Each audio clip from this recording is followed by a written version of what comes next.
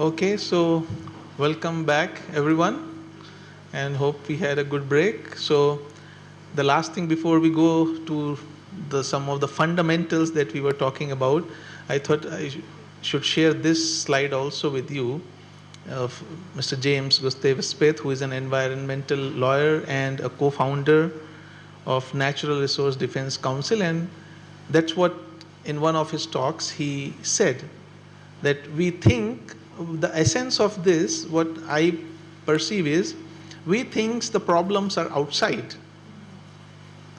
Biodiversity loss, ecosystem collapse, climate change, global warming, pollution, and El Nino effect and different things. But actually, and we go on trying to change those effects, those things. But what from his statement is the idea that is coming, that outside is actually only the consequences, the effects of what is inside our minds, inside of our thinking. And that's what he's saying. The top environmental problems are selfishness, greed, and apathy. So, and to deal with these, we need a spiritual and cultural transformation, and we lawyers and scientists do not know how to do that. So that is in itself one such a big motive to do, to aim for a holistic approach towards life.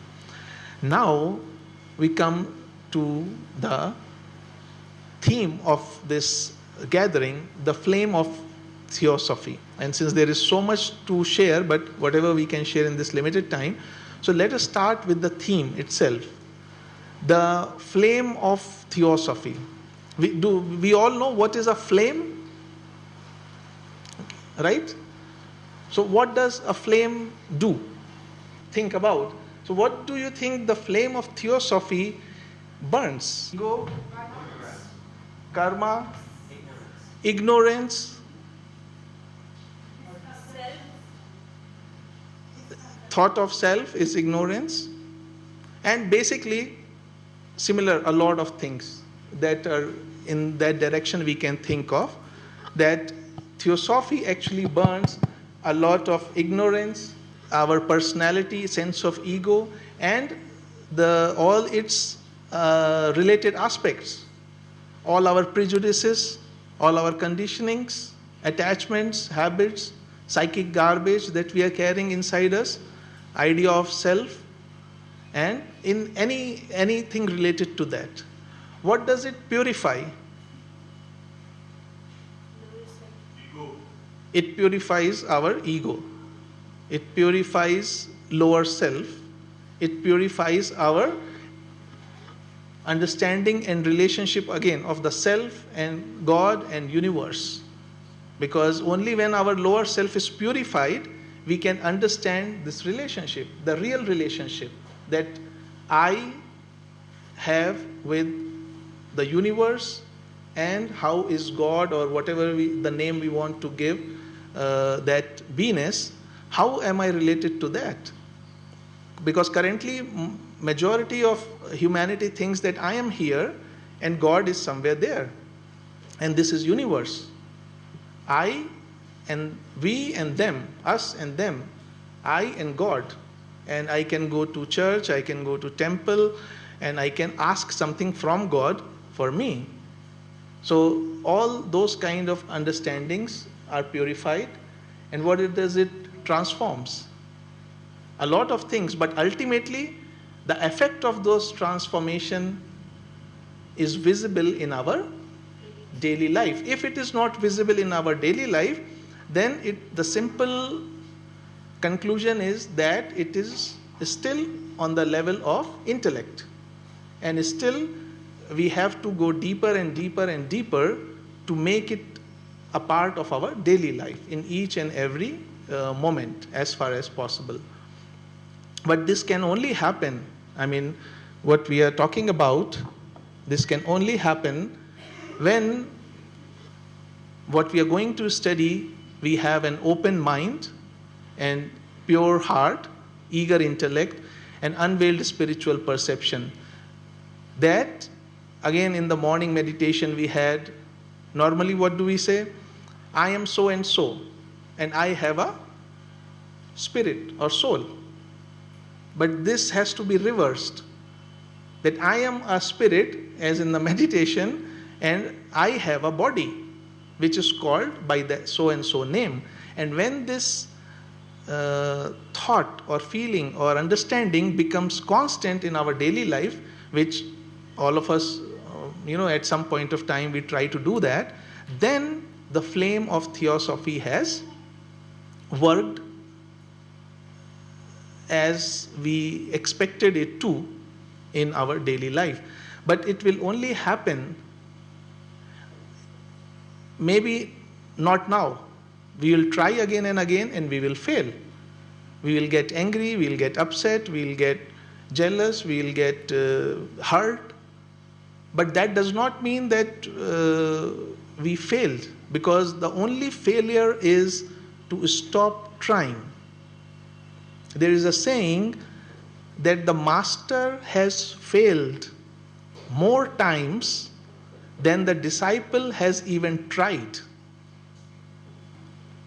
So, the only failure is to stop trying. And that's what the masters also say in their letters, that they give only one word to all people on this path: try.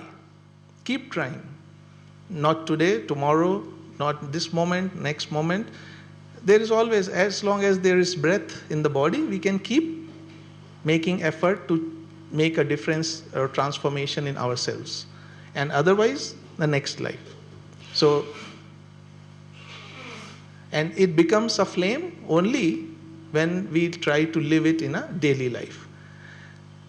Now, what is daily life? Can anybody define daily life? Because we need to go into very much detail where to apply it. What is daily life? Yeah, morning to evening, yes. And some people have from evening to morning. Those who work in the night. So for them night is day, day is night. But okay, but what does that morning to evening or evening to morning have? Eat, work, reciprocate, sleep. Routine. Routine, yes. And routine has maybe cooking, eating, brushing, showering. Okay. Anything else? Thoughts, repeating thoughts. Thoughts. Every day, a human being gets about 12,000 to 60,000 thoughts every day, depending on the person to person. 60,000 thoughts per day are passing through our brain every day. Anything else? Interactions. Can you imagine your daily life, unless, of course, you are, even if you are on an island without anybody, can you imagine your life without interaction? Not necessarily with human,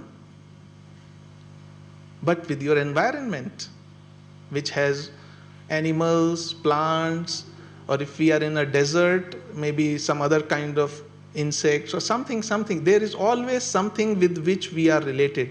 And that is, if we can, and with all those things, apart from that, emotions of pain, we feel pain sometimes, we do our profession, course, pleasure, emotions, thoughts, happiness, suffering, enjoyment, awake or sleep, all of this together form our daily life. But all of this can be together summed up as interactions. Because whether it is pain, suffering, happiness, joy, it is due to some interaction with something. Maybe an insect bite me, I get pain. So it is my relationship with that insect in whatever way. So ultimately it is the relationships that we have to apply this knowledge or information that we are going to study. And that is why J. Krishnamurti says that relationships are the most important thing in our life because they are the mirrors of ourselves. How I behave with a person in front of me, or a plant, or an animal, or just anywhere, that reflects who am I. And in that moment, if I am aware of what is happening within me, that brings about the transformation. And I think I am also, every one of us know, uh, maybe when we are in front of a very, very important person, let's say, very highly placed, so we will be all like, very kind of obedient on our best behavior. But maybe if we are in front of a person about whom we do not care much, we can feel like to behave in any way, maybe in a careless way. So, depending on the outside person in front of me, is my behavior changing? If yes, then it means I am not being true to myself. So, what is my real behavior towards everybody? Just like Swami Anand said, no, why only divinity in me?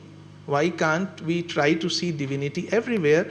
Then our behavior will always be best. So that is very important thing about applying whatever we are going to study now. So revisiting the fundamentals. So what are the fundamentals of theosophy?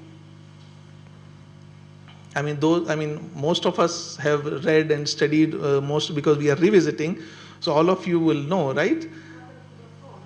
Brotherhood, all whole. Yes, unity. And basically that is the essence of the fundamentals of theosophy, that oneness of life.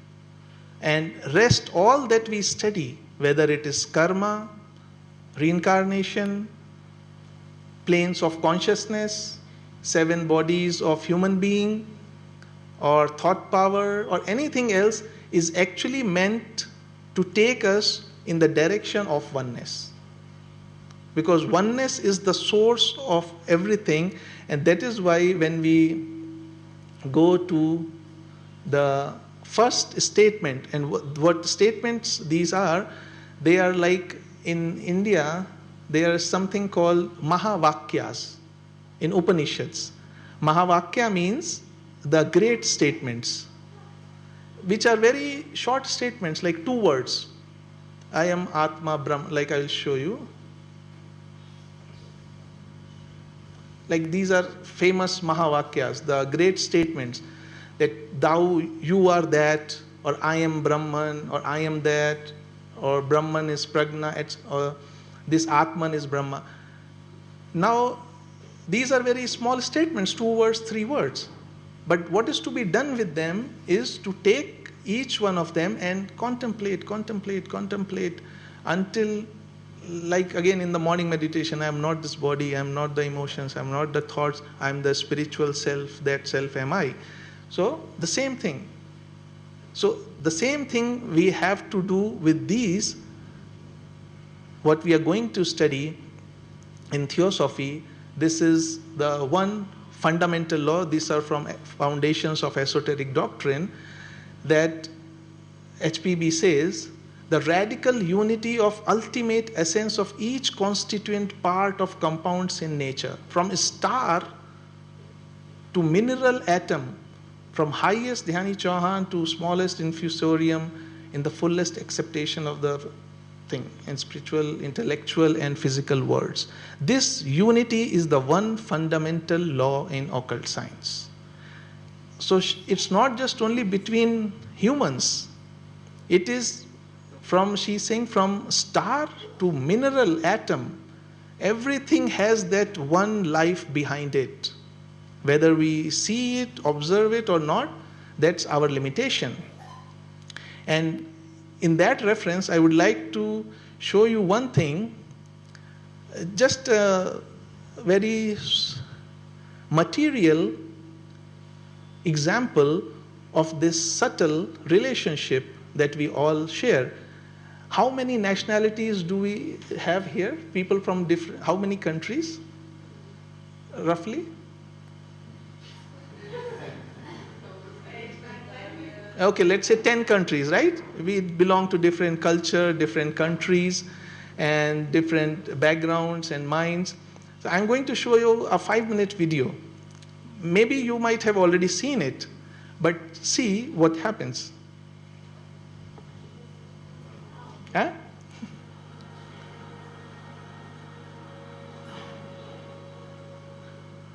Asking this, I'm not saying they're sad, and defend this country and to order this country. I'm really interested in Bangladesh.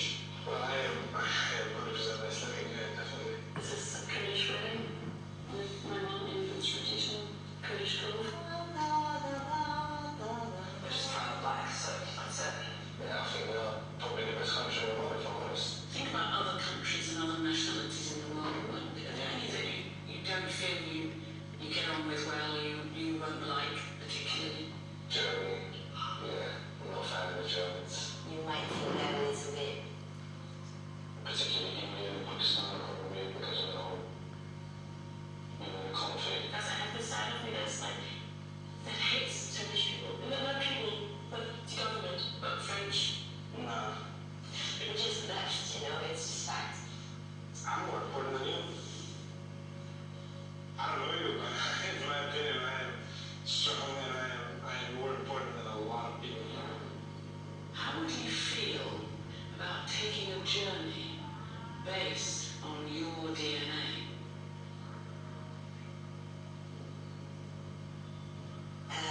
Yeah, I feel very intrigued. What could you possibly tell me that I don't know? So you know how DNA works. So you get half from mum and half from dad, 50% from each of them, and maybe 50% from their parents, and back and back and back. And all those little bits of your ancestor, they filter down to make you.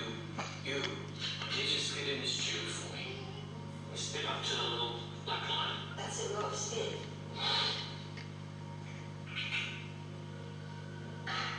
The story of you is in that tube. What's it gonna tell me? It's gonna be, oh yeah, you're French. Wait, your grandparents are French. Wait. 100% of their mind. So they don't. I'm Cuban. They tell me that I'm English. No, I told you.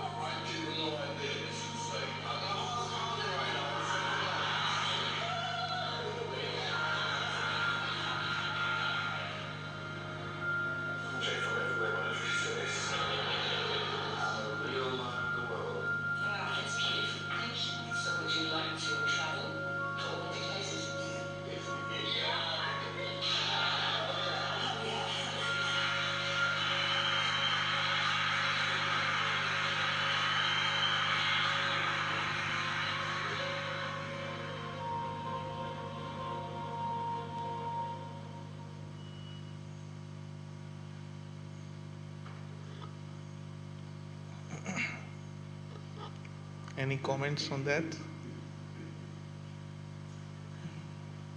Okay. But that's science proving the oneness. I mean, DNA, the more and more modern science is developing.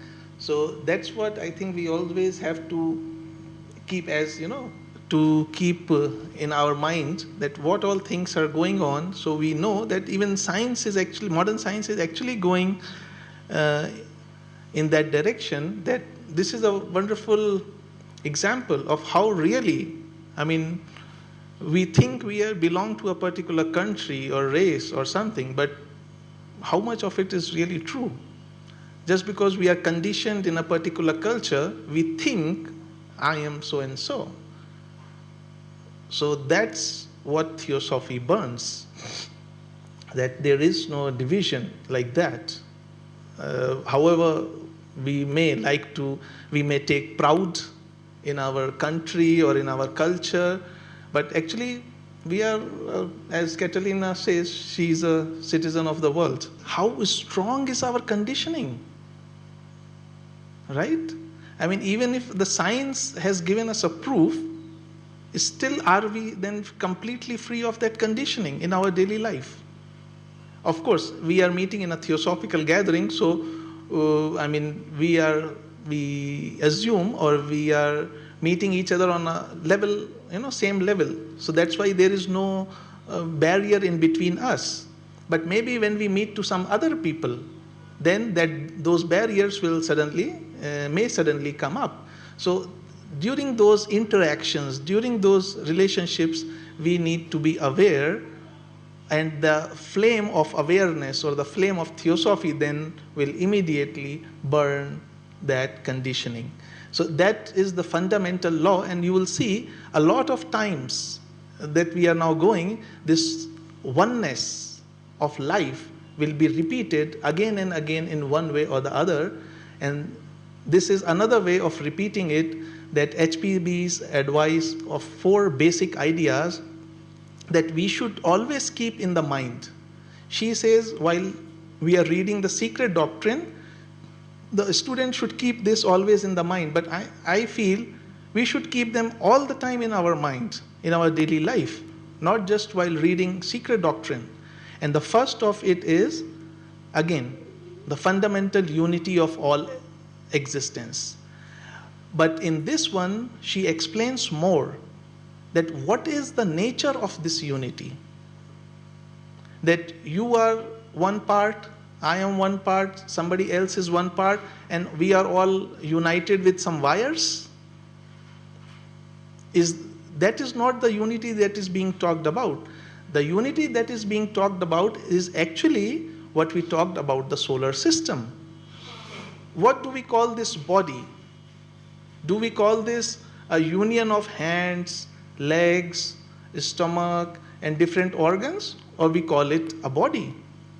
And it has various organs.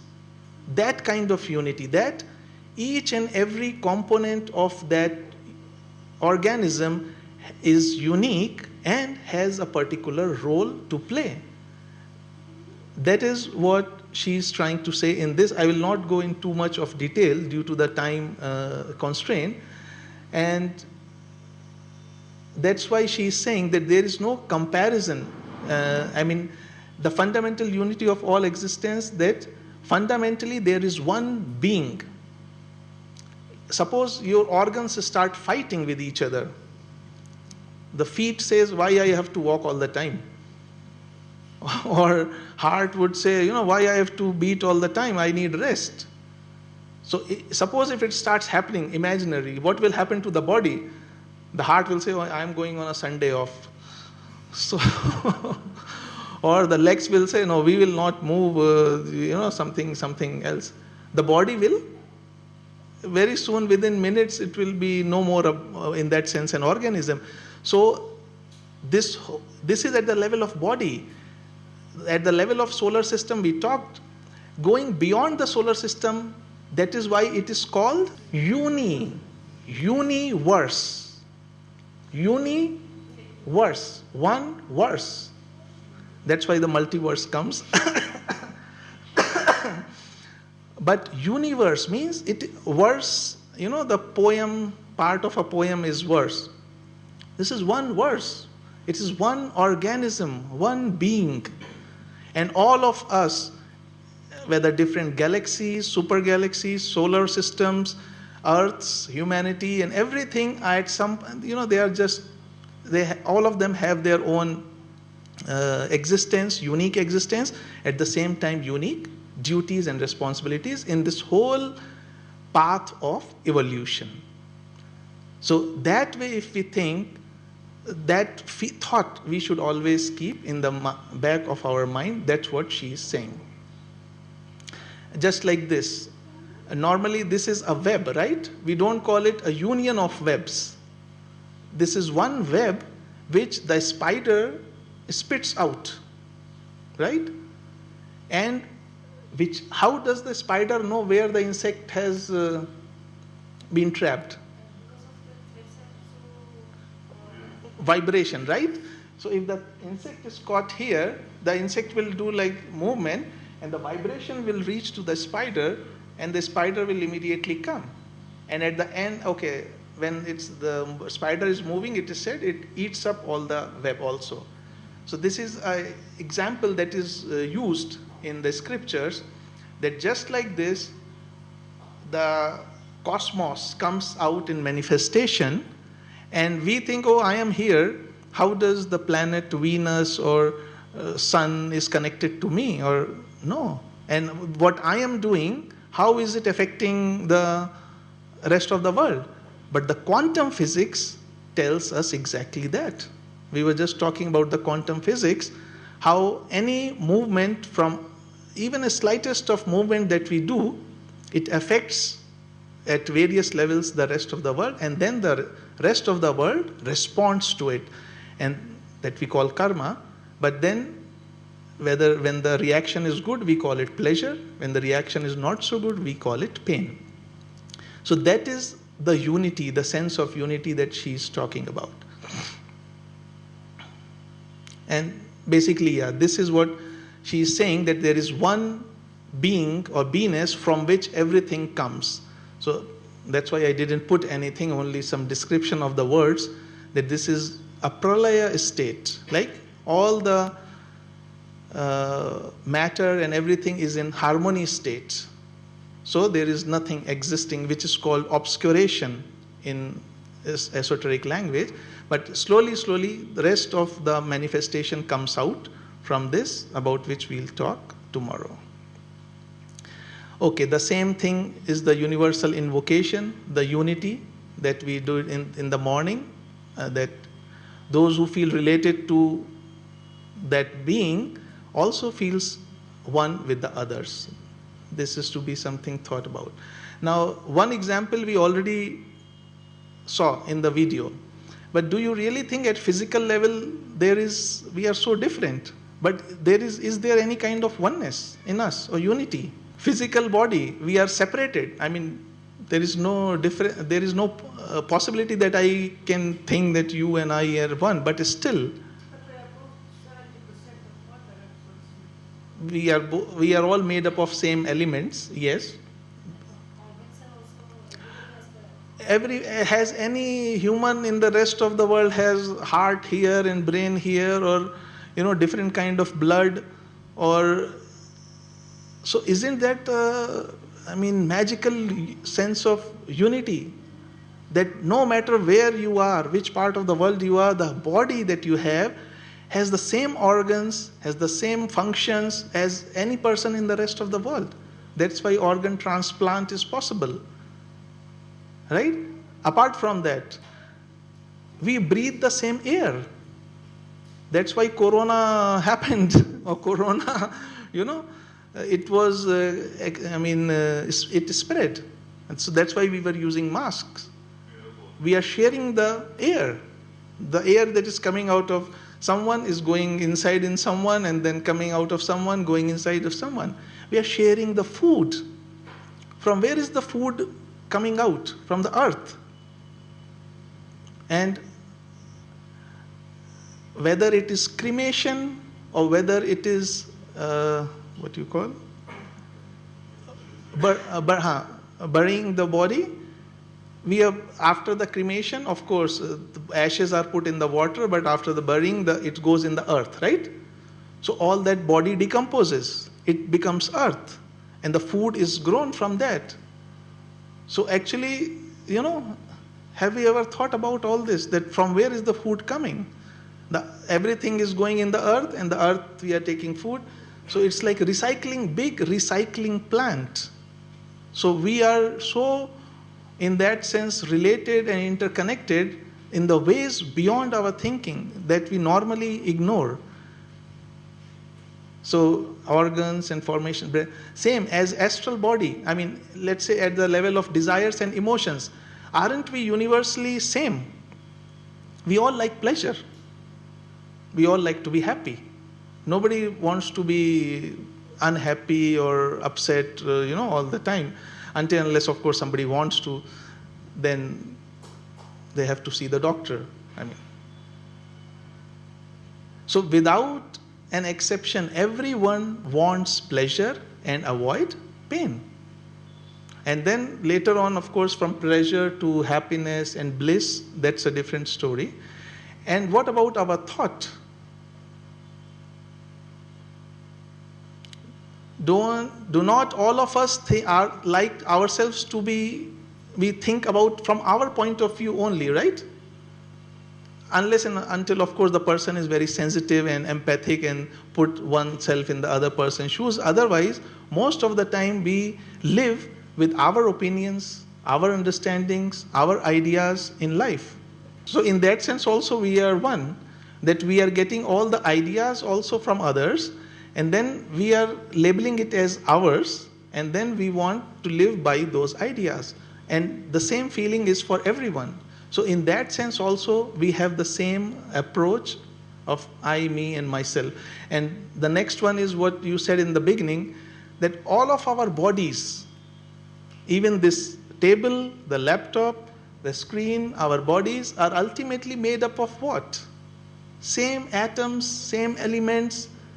So where is the difference? The difference is only in the combinations of those atoms and the consciousness on which we will come that is working through us.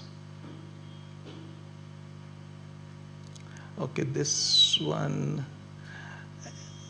Nobody has put up a question till now that if we think of oneness, then how about going about our duty? Like if I am a principal of a school and the child is not behaving or something like that, or somebody is doing a crime, so I would go and say, how to approach such situations.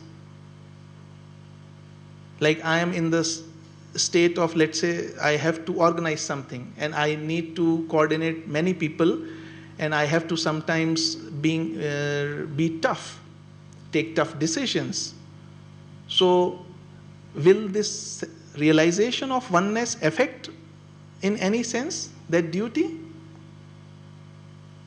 Yes? You can also be tough on yourself In a loving. So way. basically you can show to be tough. Inside, you are still have that feeling, but you are only showing, you are only pretending, you are doing a role that I am very tough, I am very angry, but inside there is no movement. And that's what people do with children sometimes, but also, let's say there is a boss and who is with this approach, they will show that how tough they are and how strict they are, but actually inside when you meet them in some other occasion, they are completely, very kind, very helpful and very compassionate people. But since that is their duty, so they have a role to play. Or anybody, if a police inspector becomes very, very sweet and cute and everything, so all the criminals would be like, taking advantage of them. So that differentiation we have to make. I will give a quick story about that.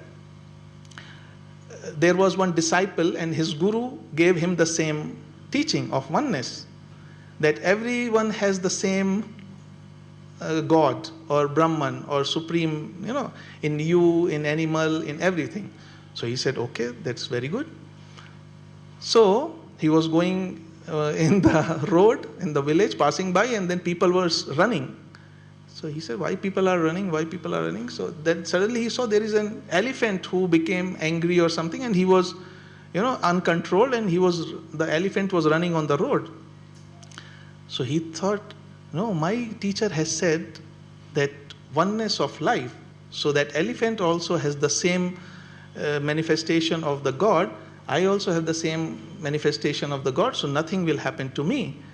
And the person on top of the elephant, who's the controller, was telling him, get out of the way, get out of the way. But he said, no, my teacher has told me oneness of life, so I'm not afraid of anything. Nothing will happen to me. And then what happened? The elephant stopped. No, the elephant just kicked him off and he fell nearby, and then he got very angry that my teacher didn't give me, the correct teaching. So he went, even with his leg injured and everything, he went to his teacher that, sir, you didn't give me the correct teaching and this is what happened. Okay. Then the teacher said, what did the person on top of the elephant telling you? Sir, he was telling me to get out of the way, get out of the way. So was not the divine in him also that was telling you to get out of the way? So we have to use our common sense. We have to use our common sense, wisdom to apply these things also. We cannot go by literal words. Because there is an aspect in which we have to do a role play, and then there is the aspect we know what is going on within. So that is something.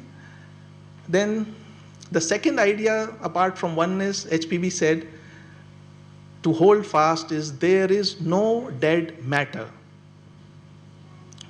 Right? And everyone thinks, is this the correct statement? There is no dead matter, but it does not go in accordance with the science, modern science, because they say animate and inanimate, and this has life, and up till animals have life, or even plants, now have life, but not the things, right? But she is saying every last atom is alive, and it cannot be otherwise, because every atom in itself is fundamentally absolute being. That each atom has the potentiality to become like you and me and beyond. So there is nothing like dead matter, and therefore there is no such thing as spaces of ether or akasha in which angels and elementals enjoy like fish in the water. That's a common idea. So what she says, the true idea shows every atom of substance, no matter of what plane, to be in itself alive. Now this is very interesting. I was just thinking the other day, and then I realized the science has proven this also. I will show you next slide, and if somebody can throw some light on that slide, that is most welcome. And how it relates to this idea.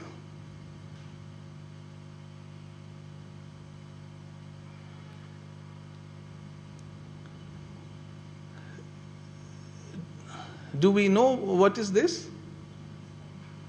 Okay, this is again a science experiment done by Thomas Young, and many people have used it in Theosophy science thing.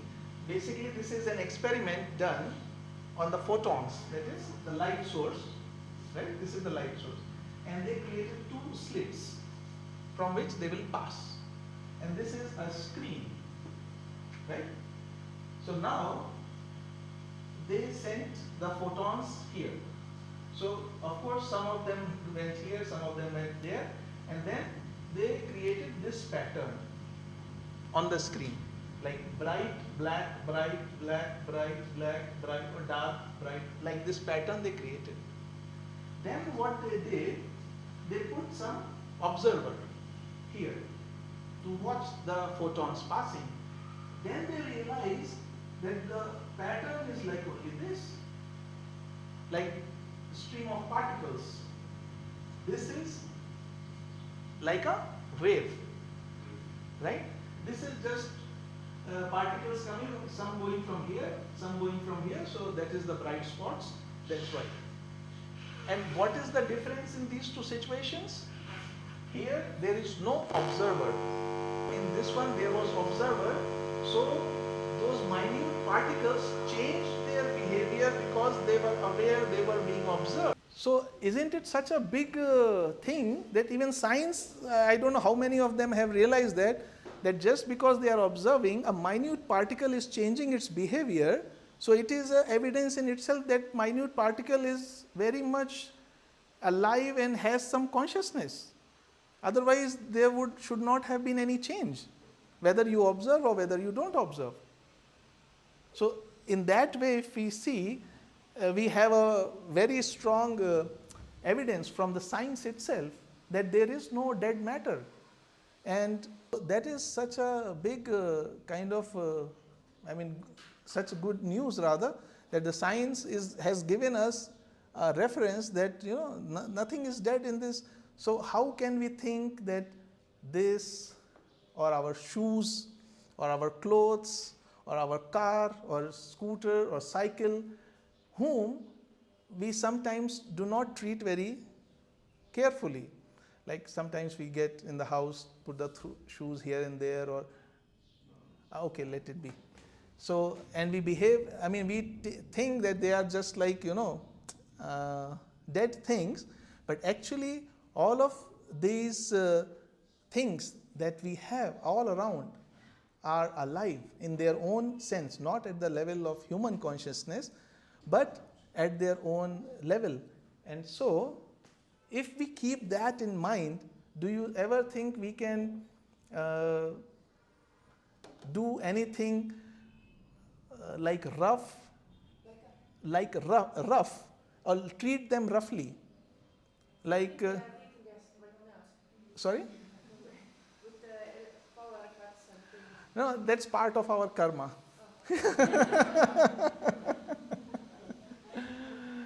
It's okay.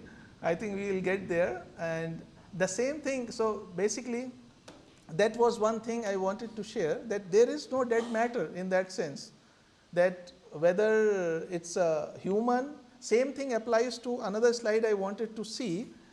Okay. The same thing was the experiment done by Dr. J.C. Bose or Jagdish Chand Bose on metals.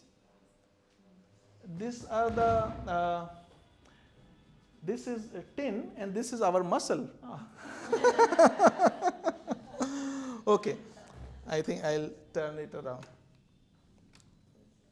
But I don't know how many of you can see. Somebody is playing with.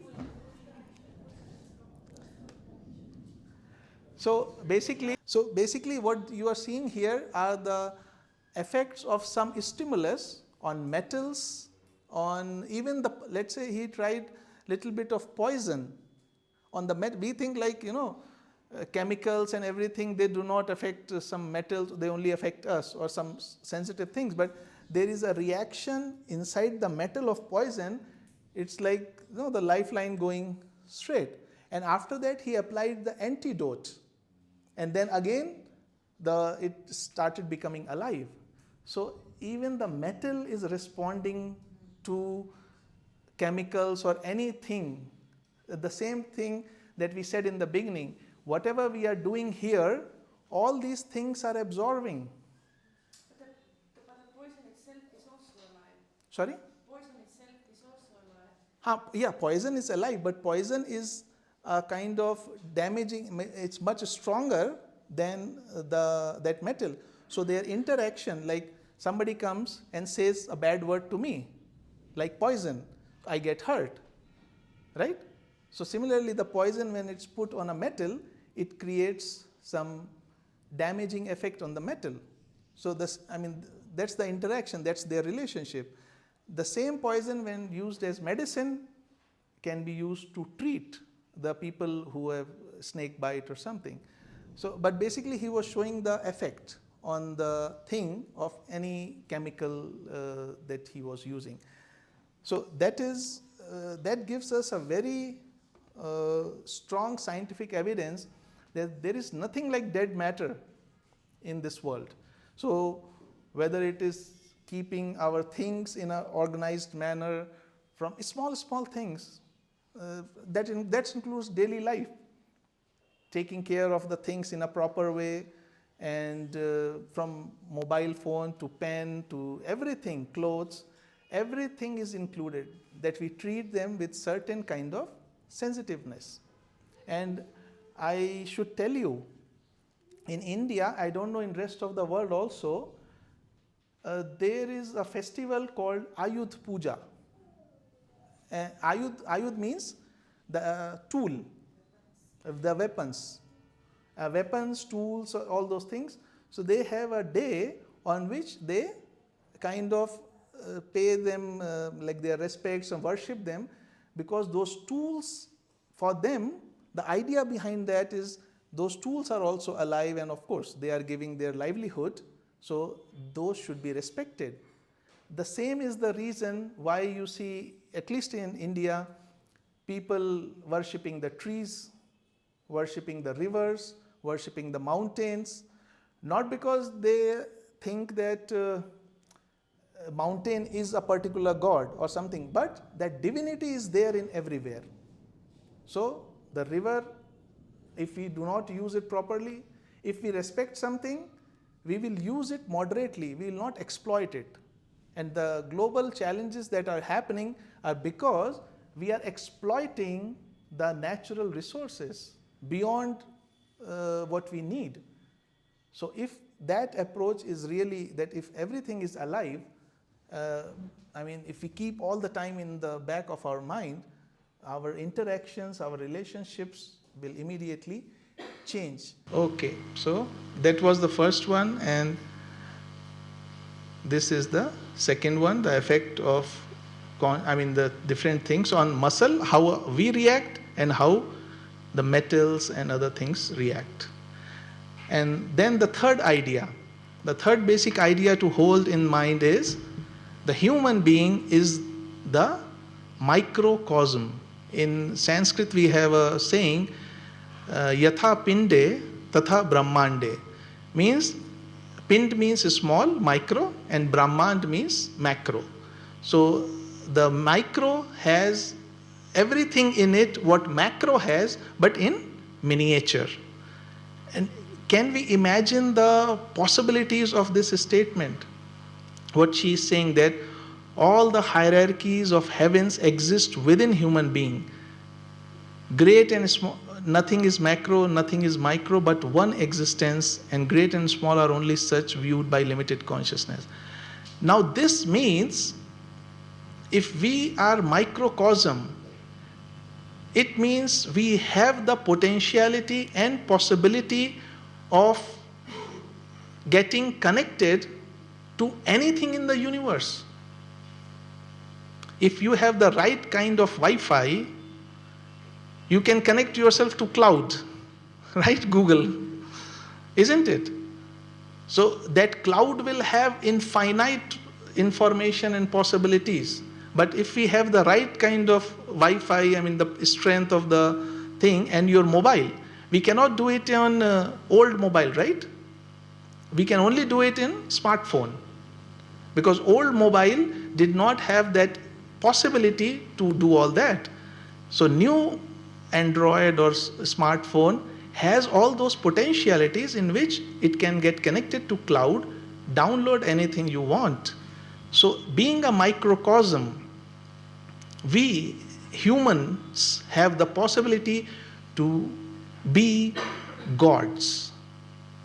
And that is what, not be God actually, realize that we are God. We are, that's what the teaching is, that we are already that. The only thing is we have to realize that. We have to burn, we have to purify, and we have to transform by the flame of Theosophy all those things which are stopping this realization. And the set microcosm is all ready. So once the universal consciousness is ready to download, that's what we call enlightenment, or becoming a Buddha, or becoming enlightened, becoming awake of all these illusions. Or also, I always wanted to say that that's what we call the one. The one, as in Matrix. Neo. Okay, I feel that that is a very, very good movie in that sense, that before that, we are seeing the world in a different manner. But after that realization, what we see only is plus minus 1, 2 or whatever, and the energy and consciousness moving. So all our daily life will change in that sense. So that's what this statement says, that human being a microcosm has the potentiality of infinite, endless possibilities. And that is what it says in this great truth. I'm just taking all these fundamentals together so we have a comparative study, that the soul of man is immortal and its future is the future of a thing whose growth and splendor has no limit. No matter how high any image of God we have, that has passed through the human stage. That is our future, and we are the past of that. So, all these archangels or Dhyani Chauhans or Buddhas, whoever we pay respect, that's why there is no worshipping in them. Paying the respect, learning from them, following the path, yes, because worshipping is very easy. Because we make the idol of an ideal and then we stay idle. Right?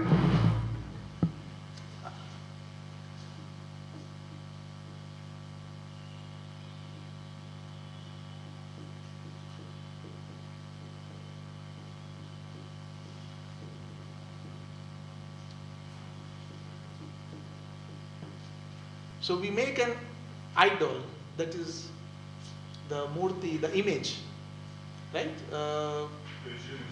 Sorry?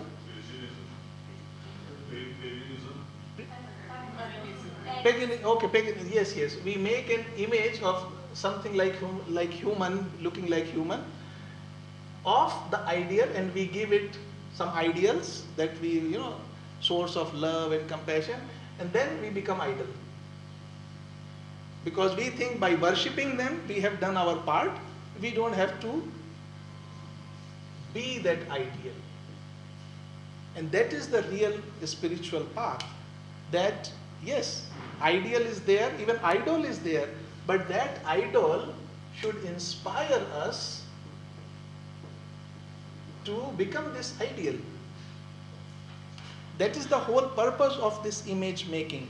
That if we see an image of Jesus, if we see an image of Vishnu or anyone, all those qualities we should try to develop in us and not just stop at worshipping them. And that is why the growth and splendor has no limit. And the fourth and the last basic idea, that's what she says, is as is the inner, so is the outer, as is the great, so is the small. As it is above, so it is below. And what is the implication of this statement? That if we know microcosm, we know the macrocosm. Because just like below, same as above. Just like within, same. So if I know myself, then I know everything. So everywhere, that is the central theme of any spiritual discipline, know thyself. Even J. Krishnamurti is saying, he says to quit all the external things but why? Because he is bringing us to the point that we look within and know ourselves first. Then of course you go around and do everything else, but first let us know ourselves. Because when we know ourselves, then there is no more need to know anything else, because microcosm, macrocosm, below, above, all done, and we have downloaded the whole drive. So everything is, in perfect condition. So that is the importance of this last basic idea to keep in mind, that the same rules, laws of nature that are working in my life, are also working in the life of the planet, are also working in the life of the solar system and galaxies and beyond and everything else. Same rules. There are no favoritism, nepotism, that this is more important than the else, nothing like that. So all of these four ideas give us certain stability in our daily life, that we have the okay, I'll quickly pass through this.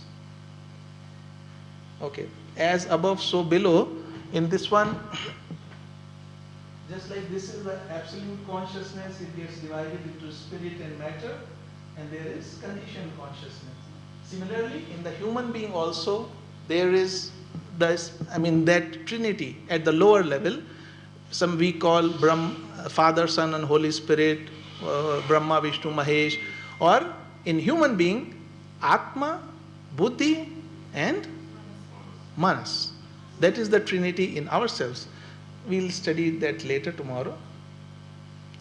And the trinities again of the manifestation, as below, so above. So this is above at the level of cosmic, supergalaxial, galaxial, solar system, and then human. Everything is in the same pattern, no deviation from the fundamental statement of as above, so below. And now we are coming to three fundamental propositions that HPB has given in the secret doctrine, and she very clearly says that first thing to do, even if it takes years, is to get some grasp of these three fundamental principles given in the preface of the secret doctrine. And Madame Blavatsky affirms that these are the foundation ideas of the Theosophical tradition. So she is also saying that no apology is required for asking the reader to make himself familiar with these first before entering on the perusal of the work itself. So the first one is again this statement, what we talked about, Mahavakyas, the great statements.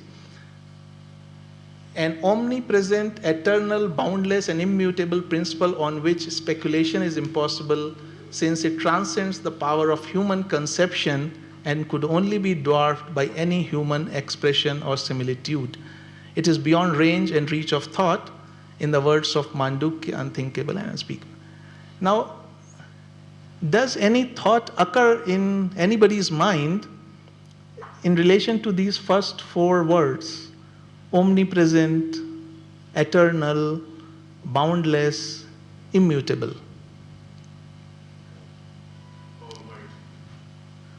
Almighty. Can we have any idea about these words? Can you imagine these words? Omnipresence. Because our thinking, our mind is very limited, right? Do we have any concept of even omnipresence? The word is there, the definition of the word is there, that which is present everywhere. But can we relate to that idea? Intellectually, yes, I am saying God is omnipresent, yes. But can I relate to the idea of omnipresence? How? Because it is beyond our experience. Because we are habituated and conditioned in living with an individualistic approach and thought that we have developed over centuries and millennia. So thinking even of omnipotence from the concrete mind is not possible until we go higher dimensions.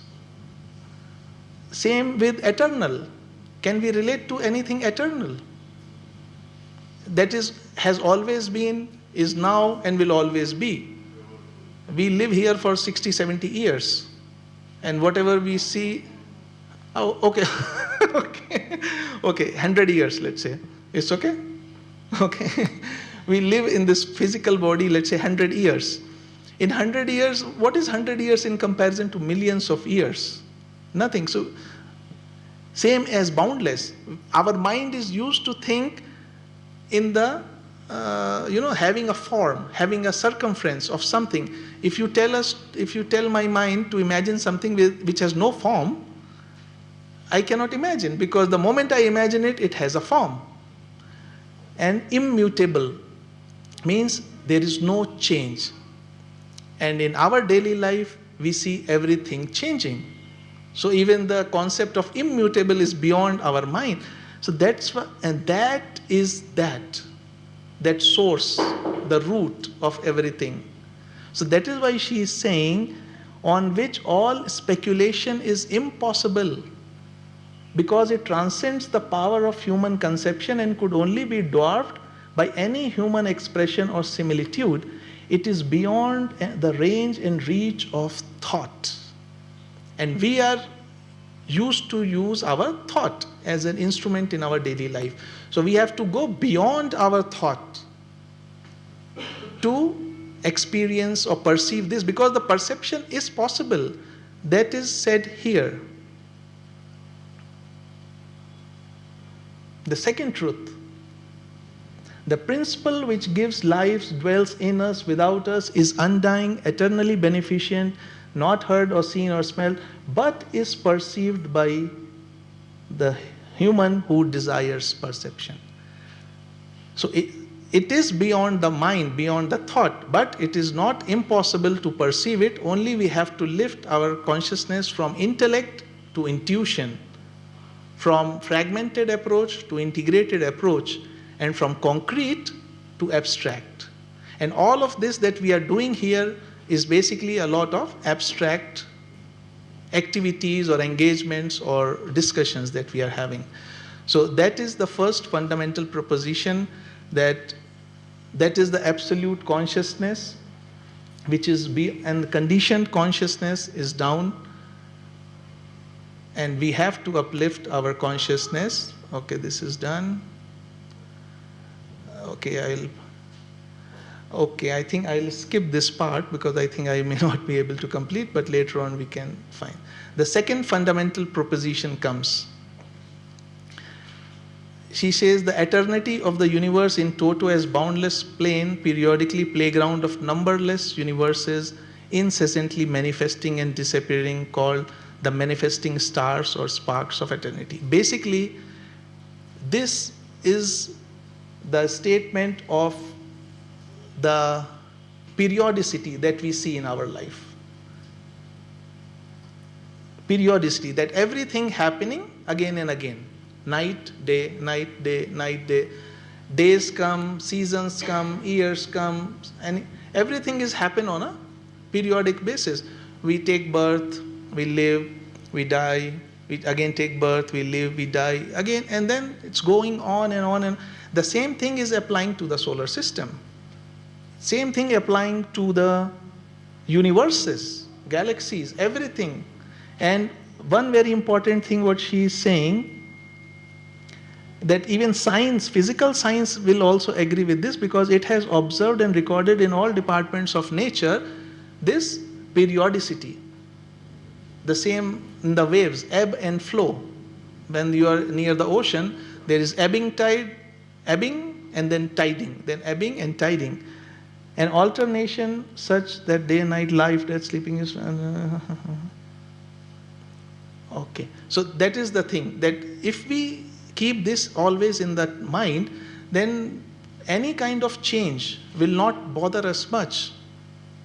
Whether we are about to die, whether we have just taken birth, whether we succeed or whether we fail. Success and failure also. Happiness and suffering also. They come, go, and it keeps happening. So that's just the law of periodicity. And there are so many of universes that has happened before, that will happen after. This is just one such universe that we are living in. And there is no times, otherwise I will show you this video of 3 minutes later on, which shows going out to the galaxy and going down to the microscope level. The things are so similar, and there are so many galaxies. And the third fundamental proposition, the last one, the fundamental identity of all souls with the universal oversoul. The latter being itself an aspect of unknown root. Okay, this has a lot of things.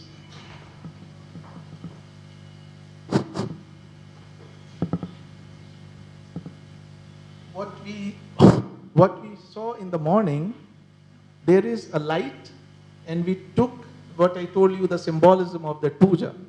The same thing is that fundamental identity of all souls, that is one light, and identity of all souls with the universal oversoul. So universal oversoul, the one light, and then all sparks taken from that. So all are same.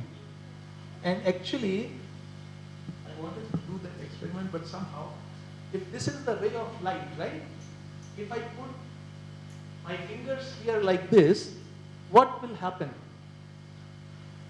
One ray of light will pass here, one ray of light will pass here, one ray of light will pass in between, right? So is the light divided?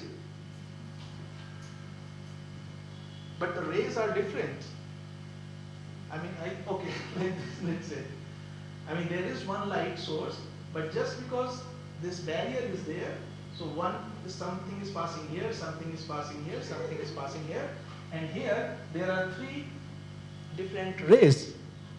So, is it right to say that the illusion of separation is happening due to this cover on the light? And the moment we see beyond this cover, there is only one source. And that is what the ignorance that Gerald pointed out, that is called the ultimate ignorance.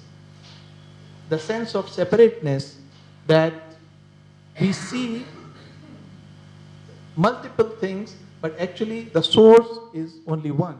Source is universal oversoul, but all of us are different rays of this one. And all of these souls come down on an obligatory pilgrimage for every soul. Obligatory. That we have to come down, pass through all this cycle, and go back. But what is the purpose of that coming and going back?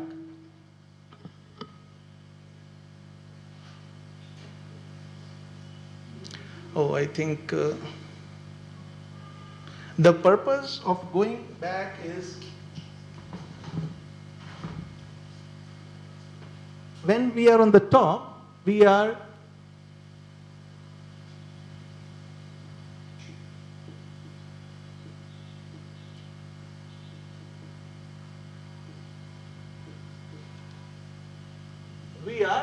unconsciously pure. When we are sparks of the divine. Then we come down through the elemental kingdoms, through the mineral kingdom, through the plant kingdom, animal kingdom, human kingdom. Then we become unconsciously impure. Till animals, it's okay. But when the moment we enter into human kingdom, all those personality, sense of separateness start. So, and we even don't know it's good or bad. So unconsciously impure. Then we do the journey to consciously impure. Then we begin to learn this is right, this is wrong, morals, ethics, and discrimination, all those things that we study in that path. So we become consciously impure, and then we start working on ourselves and reach to our original real nature, which is at the same level, but now it is consciously pure, means it can act on all the levels of consciousness consciously. That is the whole purpose of this obligatory pilgrimage. It's not optional, it's not volunteer, it is obligatory. Every soul has to do that journey, which is the spark of the former. And the same thing what she is saying, that no purely spiritual buddhi, divine soul, can have an independent existence before the spark which issued from the pure has passed through every elemental form of the phenomenal world, acquired individuality, that is from animal to human, first by natural impulse and then by self-induced and self-devised efforts. What we discussed here, checked by its karma and then ascending through this thing. And also no privileges or special gifts in human being save those won by his own ego through personal effort. So there is no favoritism or there is no nepotism in this whole cycle. Like we say, no, somebody is very talented and we say God gifted. But do we even question why did God gift that particular person? Why not me or why not somebody else?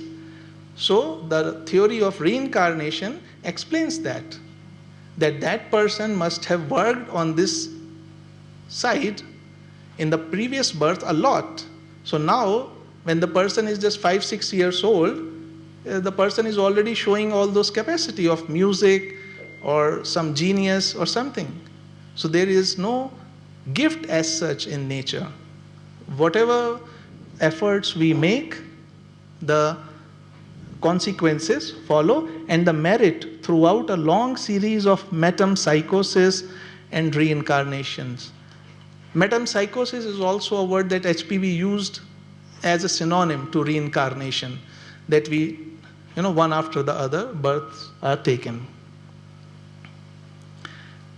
And the same thing here, the third great truth, that each man is his own absolute lawgiver, the dispenser. Basically, law of karma, what we just studied. So there are, whatever we work for is given to us. The more we work, the more consequences and pleasure or pain depending on what kind of work we have done. Now this is a very quick thing. I think everyone has seen this document, Golden Stair. I was wondering, just a thought came to my mind a couple of days back, that there is something missing in this, something is not mentioned here. But then I thought, okay, maybe that is why.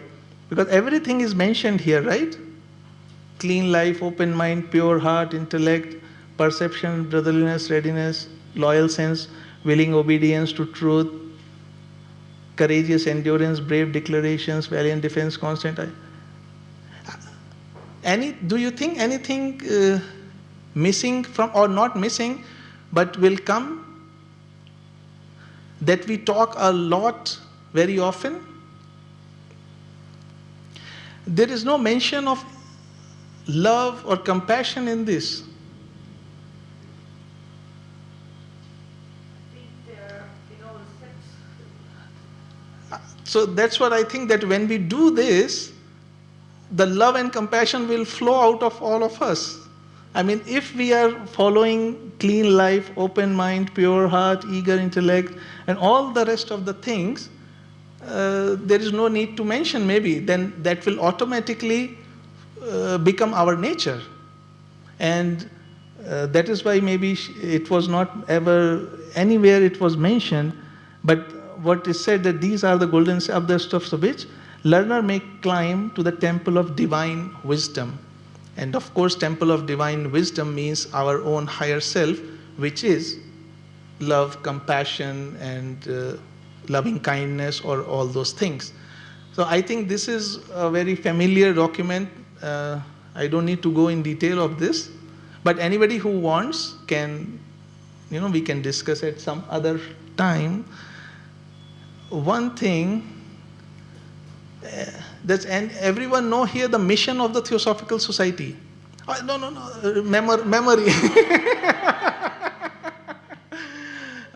I knew when it was hanging, because President, Tim also, he has said, he has emphasized again and again that the mission of the Theosophical Society, we should kind of memorize, because that is also something to keep in our mind all the time. It's just a 24-worded statement. And of course, there are objects of the Theosophical Society that we keep studying a lot and discussing a lot. But other than that, the mission of Theosophical Society is something, just 24 words, and each word is such nicely placed that if we keep that in our back of our mind, it will keep us always on the path. And again, you see, unity of life, all life, spiritual self-transformation, ageless wisdom. And very important is ever deepening. Means it is not something that, okay, I know now. No. There is more to learn. Open mind always more. There is always more to learn and practice and live in our daily life. And oh, this is something very interesting. 1 o'clock. The last thing, law of septenary. I think those who have studied theosophical literature, you will find that 7 is a very esoteric and occult number that HPB has again and again mentioned, that you will find everywhere in nature. I will just show you how many places it is there that we study. So just to have a quick look. Days of week, music, colors, layers in OCI, those who know computers, open system intercommunication, something, that also have 7 layers. Layers of skin, bodies of human body. I mean, in India there are 7 steps in marriage and 7 rounds around fire, planes of consciousness, and a lot of them are there. So we can. Oh yeah, 7th root race, 7 continents, 7. The classification in our human body. These are the things of layers of skin. Okay, 7 schemes, 7 chains, and 7 roots. Oh my God, it's so much. 7 musical notes. Yes, sa re ga ma. And then the 3 limbs of Theosophical Society that we are doing here: study, meditation, and service, of course, in its own way. And of course, gratitude, that we should always have a sense of gratitude for whatever we have got. And okay, I will skip this. The only thing, last one, that, I mean, we may sometimes think, which can be quite depressing, that, okay, I am changing myself. And thank you. That I am changing myself, but how is it going to change the world? Right? The other person is not changing, rest of the world is not changing, so why, why should I change? So that is what Confucius said, that if there is righteousness in heart, there will be beauty in the character. But I just removed because of the sound. if there is beauty in character, there will be harmony in home. If there is harmony in home, there will be order in the nations. And when there is order in the nations, there will be peace in the world. So it starts somewhere. At whatever small level we want to start, we should start. And it will, as we were discussing, flame of theosophy, the sparks will spread, and they will spread the light and spread the warmth, and whoever wants to get inspired can make use of it. Okay, so time is up. There is so much to share, but I am sorry that I kept you for so long. So I think enjoy the lunch. Thank you.